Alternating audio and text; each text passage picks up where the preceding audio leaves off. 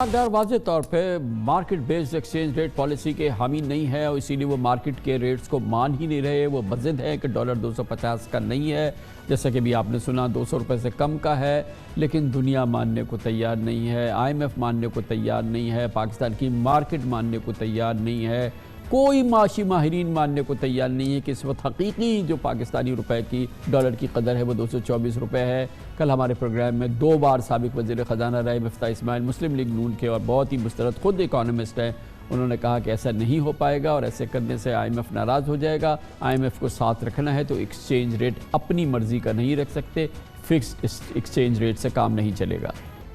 2017 میں بھی جب اسحاق ڈار کی جگہ مفتاح اسماعیل نے وزارت خزانہ سنبھالی تھی تو نون لیگ کی حکومت کو دسمبر 2017 اور مارچ 2018 یعنی 3 ماہ میں ڈالر کی قدر 10% کم کرنی پڑی تھی. آج ڈالر کی سرکاری اور اوپن مارکیٹ میں تقریباً 25 سے 30 روپے کا فرق کی وجہ سے حوالہ ہنڈی کا کاروبار بھی پورے شباب پر ہے. نہ صرف بیرون ملک پاکستانی بلکہ ایکسپورٹرز بھی ڈالرز لانے کے لیے حوالہ ہنڈی کو استعمال کر رہے ہیں اور یہی وجہ ہے کہ پچھلے ماہ ترسیلات زر میں 14% کمی ہو چکی ہے، جبکہ اس مالی سال کے 5 ماہ میں ریمیٹنسز 10% کم ہو چکی ہیں. پچھلے ماہ نومبر میں اکتوبر کے مقابلے میں ترسیلات زر میں 5% کمی آئی. ماہرین معیشت کے مطابق ڈالر کے سرکاری اور اوپن مارکیٹ ریٹ میں مسلسل اتنے بڑے فرق کا اثر ہماری ترسیلات یعنی ریمیٹنسز پر ہو رہا ہے اور اس وقت کی ضرورت ہے اس بات کی ہے کہ market based exchange rate policy پر عمل درآمد کیا جائے اور فوری اب اس میں مزید اسحاق ڈار چاہیے کہ انہیں اپنی ضد چھوڑنی ہوگی اور اس مارکیٹ بیسڈ ریٹ کو اس کو ایکسیپٹ کرنا ہوگا.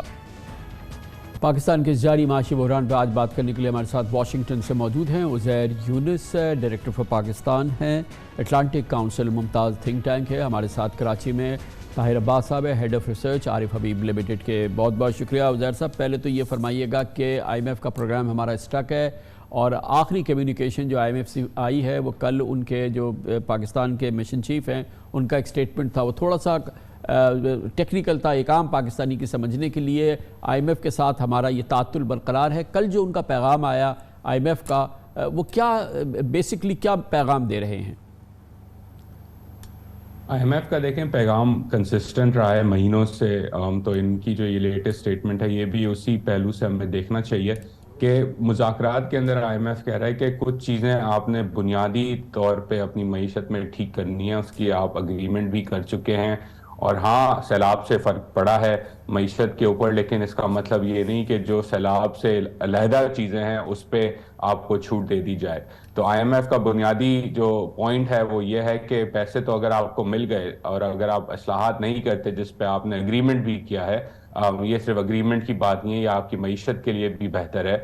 تو اگر آپ وہ کام نہیں کرتے اور آپ کو پیسے مل جاتے ہیں تو جیسے ہم نے دیکھا پچھلے ٹرانچ کے بعد پھر معیشت جو ہے وہ ایک نازک موڑ پہ آ کے کھڑی ہو گئی تو یہ پھر ہو جائے گا. تو IMF کا بنیادی تجویز پاکستان کو یہ ہے کہ آپ اپنے اصلاحات کریں، کیونکہ اس سے صرف آپ کو پیسے نہیں ملیں گے لیکن یہ ضرورت ہر 2-3 مہینے بعد پڑتی ہے. بالکل ٹھیک ہے. طاہر عباس صاحب آپ یہ بتائیے گا کہ یہ جو کل IMF چیف کا بیان آیا تھا ان کا کیا پیغام تھا پاکستان کی معیشت کے حوالے سے اور کیا ان کی کیا ہدایت تھی پاکستان کو؟ جی اس میں انہوں نے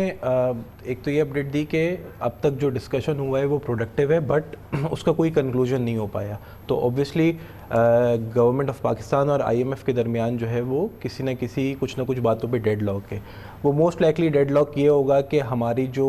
ٹیکس ریونیو کلیکشن کے نمبر ہیں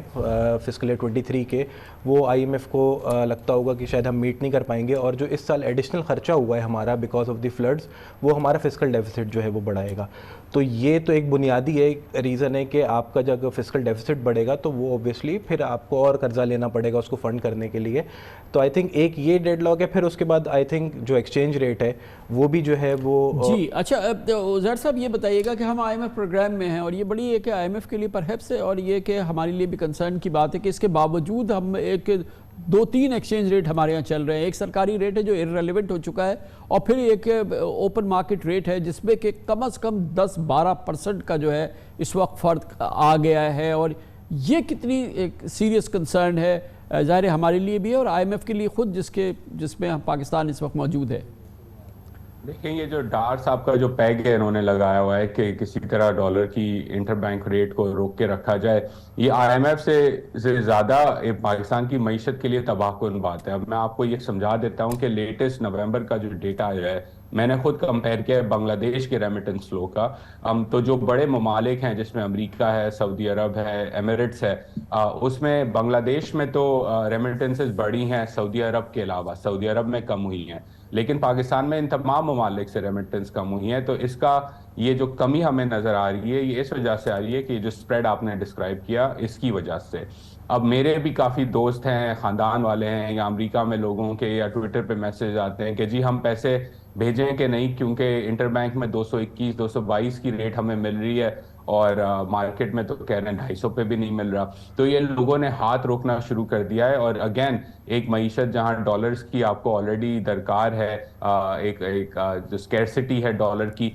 اس کے اندر یہ پیگ لگانا اور اس کے اندر انسینٹیوائز کرنا لوگوں کو کہ وہ انفارمل چینل سے، حوالے سے یا کسی اور طریقے سے پیسے بھیجیں، یہ غیر مناسب بات ہے، تباہ کن بات ہے. تو طاہر عباس صاحب یہ بتائیے گا کہ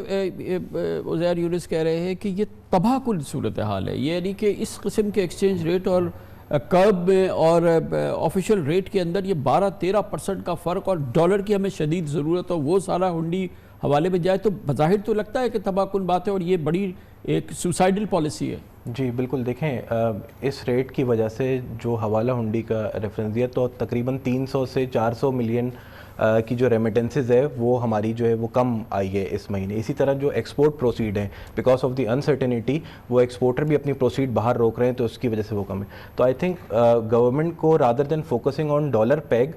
حکومت کو جو ڈالر اویلیبلٹی ہے اس کو زیادہ بہتر طور پہ سیکیور کرنا چاہیے. یعنی فوری طور پہ جو ہے وہ آئی ایم ایف نیگوسیشن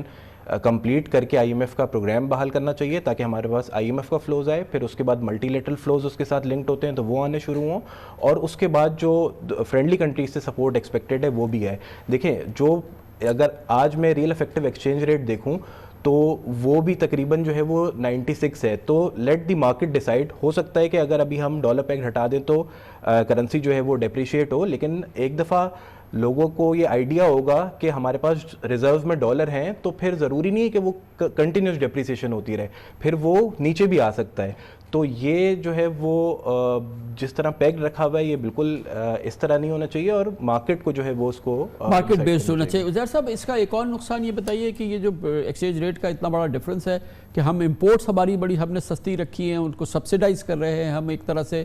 اس کا بھی تو بہت شدید نقصان ہو رہا ہے نا؟ بالکل میں اگری کرتا ہوں، اور اس سے زیادہ کامران صاحب مسئلہ یہ ہے کہ پھر اس امپورٹ کو روکنے کے لیے ایڈمنسٹریٹو ایکشنز لیے جا رہے ہیں. آپ میرے سے زیادہ جانتے ہیں کاروبار میں کتنی مشکلات آ رہی ہیں. لوگوں نے کچھ انپٹس مل رہے ہیں، کچھ نہیں مل رہے. ہم نے دیکھا پچھلے ہفتے ڈالنس جیسی کمپنیز بھی کہہ رہی ہیں کہ وہ لے آفس کرنا شروع کر دیں گے کیونکہ انپٹ کمپوننٹس نہیں آ رہے. تو یہ اگین بیک ڈور سے آسٹیرٹی لگانا کہ ایک لسٹ بنے گی اور اس لسٹ کے حساب سے پھر ایل سی کلیئر ہوگی، یہ ایک بڑی معیشت کے اندر بڑا عجیب سا طریقہ ہے معیشت کو چلانے کا. کامن سینس اکنامکس ہمیں کہتی ہے کہ ایک چیز کی آپ کے پاس اگر اسکیرسٹی ہو تو اس کی قیمت بڑھ جاتی ہے، وہ قیمت ہی پھر اس اسکیرسٹی کو ختم کر دیتی ہے. لیکن ڈار صاحب ایک عجیب اکنامکس تھیوری اپنی چلا رہے ہیں. 2014 میں بھی انہوں نے چلائی، اس کا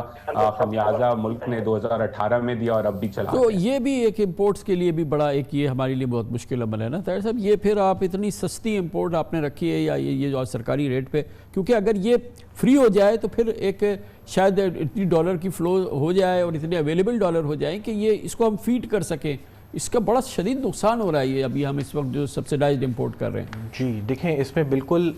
لیکن ایک بات تو ہمیں یہ سمجھنے کی ہے کہ حکومت نے جو ہے وہ امپورٹ کو پرائیورٹائز کرنا ہے. ہم جو ہے وہ کرنٹ اکاؤنٹ ڈیفیسٹ بہت بڑا رن نہیں کر سکتے. ہمارے پاس جو ہے وہ ریزرو میں پیسے اویلیبل نہیں ہے کہ ہم اس کو فنڈ کر سکیں.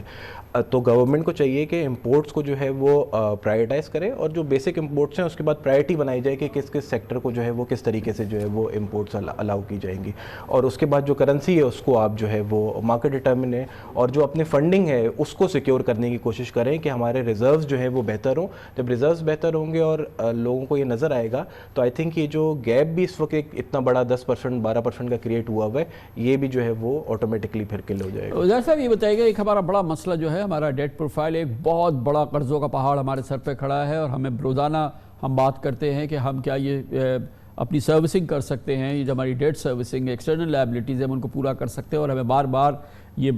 نمبر سامنے آ رہے ہیں, ایکسپرٹس ہمیں بتا رہے ہیں کہ یہ ہمارے لیے ایک کسی مرحلے پہ آگے چل کے بہت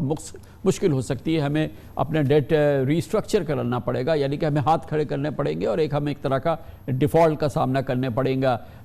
گا. یہ اب IMF پروگرام بھی ہے, مگر ہمارا پروگرام مصیبت کا شکار, اس وقت تکلیف کا شکار ہے. تو یہ بتائیے کہ ہمیں ڈیفالٹ کرنا ہے یا ہم جائیں اور اپنے لینڈرز کو کہیں کہ ہمیں ریسٹرکچر کرو ہمارے لون کو,